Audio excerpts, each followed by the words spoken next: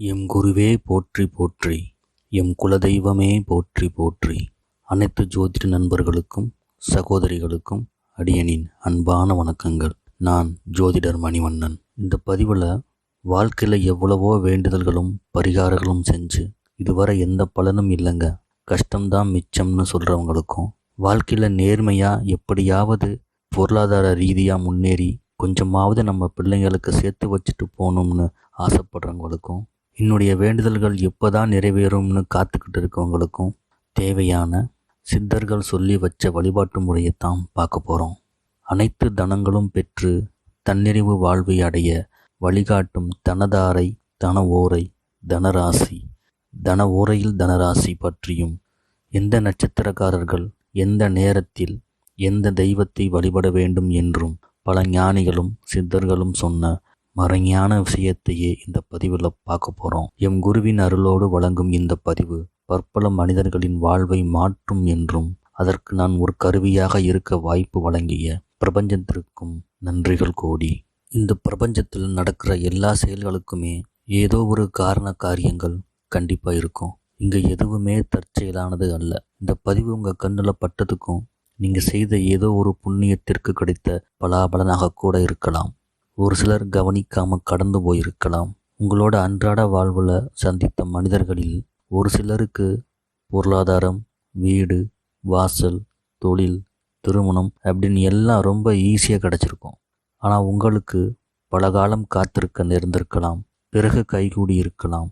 ஏன் தற்போது வரைக்கும் காத்திருப்பவர்களும் இருக்கத்தான் செய்கிறார்கள். ஏன் இந்த நிலை? எல்லாம் தனதாரையின் மகிமையே. ஏனென்றால் அவர்களும் உங்களைப் போலவே கோயில்களுக்கு சென்று பரிகாரங்களும் வேண்டுதல்களும் செய்திருக்கலாம். இருப்பினும் அவர்கள் தெரிந்தோ தெரியாமலோ அவர் பிறந்த நட்சத்திரத்திற்கு உரிய, அதாவது அவருடைய ஜென்ம நட்சத்திரத்திற்கு உரிய தனதாரையில் வரும் தன ஓரையில் ஒரு சில நிமிடங்கள் அவர்களையே அறியாமல் முழுமையான வேண்டுதல்களை மன ஒருமைப்பாட்டோடு செய்திருக்கலாம். ஆம், எவர் ஒருவர் தன் ஜென்ம நட்சத்திரத்திற்கு உரிய தனதாரையில் வரும் தன ஓரையில் தனக்குரிய தனநாதனை வழிபடுகிறார்களோ அவர்கள் பொருளாதாரத்தில் மட்டுமல்ல, ஒரு மனிதன் வாழத் தேவையான அனைத்து விஷயங்களுமே கிடைக்கப் பெறுவார்கள் என்பதே சித்தர்களின் வாக்கு. இத்தகவல்கள் ஏற்கனவே உங்களுக்கு தெரிந்திருக்கலாம். பலர் இதை பற்றி தெரிவித்திருந்தாலும் ஒரு சிலரை தவிர வேறு யாரும் முழுமையான தகவல்களை தரவில்லை என்பதே உண்மை. ஏனென்றால் ராகு பகவான் மற்றும் கேது பகவானுக்கு ஒரு நாளில் வரும் ஓரைகளில் இடமில்லை. ஆதலால் ராகு பகவான் மற்றும் கேது பகவான் ஆட்சிக்குட்பட்ட நட்சத்திரத்தில் பிறந்தவர்களுக்கு உரிய தனதாரையை கணிப்பதில் சிரமங்கள் இருந்திருக்கலாம். ஆயினும் பல வருட ஆராய்ச்சியிலும் அனுபவத்திலும் கண்டுணர்ந்த அரிய தகவல்களை இங்கு தர உள்ளோம். தவிர்க்காமல் தொடர்ந்து இப்பதிவை பார்த்து பயன்பெறுங்கள் நண்பர்களே. முதலில் ஓரை என்றால் என்ன? ஓரை என்றால் நேரம் என்று பொருள். ஒரு நாளில் சூரிய உதயத்திலிருந்து மறுநாள் சூரிய உதயம் முன்பு வரை உள்ள 24 மணி நேரத்தை 24 ஓரைகளாக பாவிக்கப்பட்டு ஒவ்வொரு ஓரைக்கும் ஒவ்வொரு கிரகங்களின் ஆதிபத்தியம் கொடுக்கப்பட்டுள்ளது.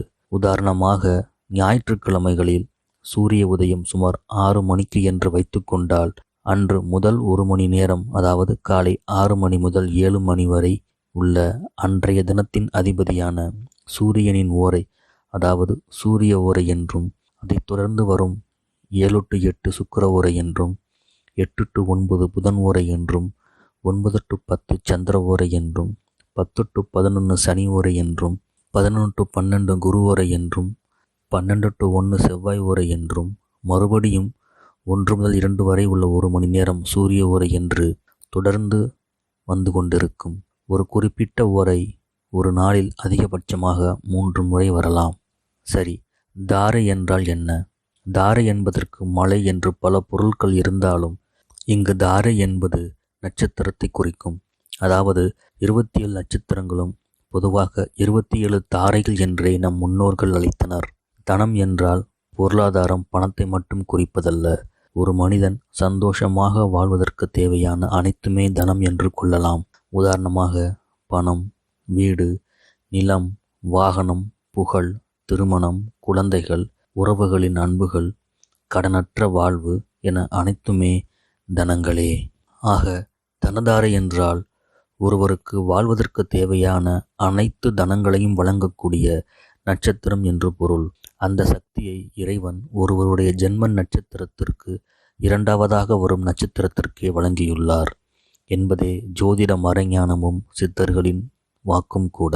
தனத்தைப் போலவே கடனை வழங்கவும், விபத்தை வழங்கவும், க்ஷேமத்தை வழங்கவும், மரணத்தை வழங்கவும் என ஒவ்வொரு நட்சத்திரத்திற்கும் ஒவ்வொரு பொறுப்புகள் கொடுக்கப்பட்டிருக்கிறது. தனதாரையை பொறுத்தவரையில் ஒருவருடைய ஜென்ம நட்சத்திரத்திற்கு இரண்டாவதாக வரும் நட்சத்திரமே தனதாரை என்றும், அந்த நட்சத்திரத்தின் அதிபதியே அந்த ஜாதகருக்கு வேண்டும் தனங்களை வழங்கும் தெய்வமாகும். அவர் எவ்வாறு எப்போது வணங்க வேண்டும் என்றால், தனத்திற்கே அதிபதியாம் மகாலட்சுமி தேவி அவர்களின் பரிபூரண ஆசி பெற்ற தினம் வெள்ளிக்கிழமை. ஆகையால் ஒவ்வொரு வெள்ளிக்கிழமைகளிலும் உச்சி பொழுதுக்கு முன்பு வரும் ஓரைகளில் தங்களுடைய தனதாரையில் தங்களுடைய தனநாதனை அதிகாலையில் எழுந்து குளித்து முடித்து பூஜை அறையை அலங்கரித்து தீபமேற்றி குலவிளக்காக இருந்தால் இன்னும் சிறப்பு. தங்களுடைய வேண்டுதல்களை குறைந்தது 11 நிமிடமாவது மௌனமாக தியான நிலையில் அமர்ந்து தொடர்ந்து வேண்டுவோருக்கு வேண்டியது கிடைத்தே தீரும் என்பது அனுபவ உண்மை. பூஜை அறை இல்லாதவர்கள் அருகில் உள்ள கோவிலுக்கு சென்று விநாயகரையோ அல்லது தங்களுக்கு பிடித்த தெய்வங்களையோ குறைந்தது 2 விளக்குகள் ஏற்றி வழிபடுவதும் 11 முறை வலம் வருவதும் சிறப்பு. 2 விளக்கு என்பது 2ஆம் பாவகத்தையும் 11 முறை என்பது லாபஸ்தானத்தையும் குறிக்கும். வீட்டிலும் கோவிலிலும் விளக்கேற்றும் போது சுத்தமான பசுநெய்யும் பஞ்சுத்திரியும் பயன்படுத்துதல் சிறப்பு. இல்லை என்றால் நல்லெண்ணெயை பயன்படுத்தலாம்.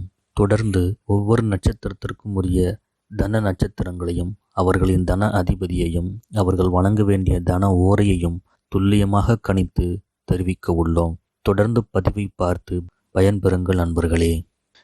இன்னொரு கேள்வி வரும். தனதாரை, தன ஓரை, தனராசி எல்லாம் தெரிஞ்சுக்கிட்டோம். அதென்ன தனதாரையில் தன ஓரை?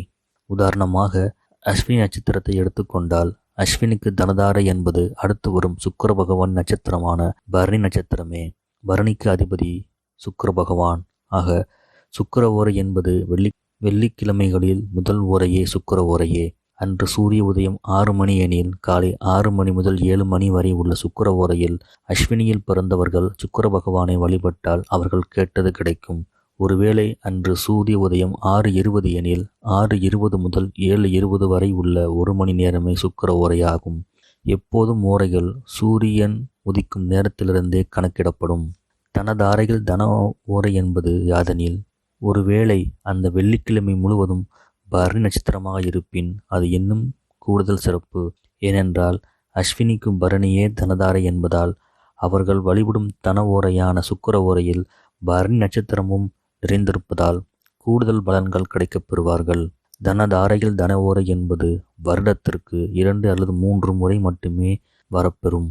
எவர் ஒருவர் தங்களுடைய தனதாரையில் குறிப்பிட்ட வேண்டுதல்களை தொடர்ந்து வைத்து வருகிறார்களோ அவர்களுக்கு கூடிய விரைவில் வேண்டியது கிடைக்கப் பெறுவார்கள் என்பது நாம் கண்டறிந்த அனுபவ உண்மை. நம்முடைய வேண்டுதல்கள் எப்படி இருக்கணும்னா, ஓரிரு வார்த்தைகளில் இருந்தால் இன்னும் சிறப்பு. உதாரணமாக, பணம் வேண்டும், வீடு கட்டணும், தொழில் அமையணும், வேலை கிடைக்கப் பெறணும், திருமணம் நடக்கணும், குழந்தை பிறக்கணும், இதுபோல இருந்தால் கூடுதல் சிறப்பு. சில தவிர்க்க முடியாத சூழ்நிலையில் தனதாரையில் வழிபாடு செய்ய முடியவில்லை என்றால் கூட பரவாயில்லை. ஆனால் ஆண்டுக்கு 2 அல்லது 3 முறை மட்டுமே வரும் தனதாரையில் வரும் தன ஓரையில் எப்படியாவது வழிபாடு செய்து விடுங்கள் நண்பர்களே. தற்பொழுது கடகராசியில் இடம்பெற்றுள்ள நட்சத்திரங்களுக்குரிய தனதாரையை காணலாம். புனர்பூசம் நட்சத்திரத்தில் பிறந்தவர்களுக்கு தனதாரையாக பூசம் நட்சத்திரம் அமைய பெற்றுள்ளது. பூசம் நட்சத்திரத்தின் அதிபதி சனீஸ்வர பகவான் ஆகையால் உங்களுக்குரிய தனாதிபதியாக ஸ்ரீ சனீஸ்வர பகவானும் தன ஓரையாக வெள்ளிக்கிழமைகளில் வரும் சனி ஓரை அமைய பெற்றுள்ளது. சனி ஓரையின் காலம் வெள்ளிக்கிழமைகளில் காலை 9 மணி முதல் 10 மணி வரை உள்ளதால் புனர்பூசத்தில் புறப்படுத்தவர்கள் அந்நேரத்தில் ஸ்ரீ சனீஸ்வர பகவானின் அருளை பெற வழிபாடு செய்தால் அனைத்தும் கிடைக்கப் பெறுவார்கள் என்பது சித்தர்களின் வாக்கு.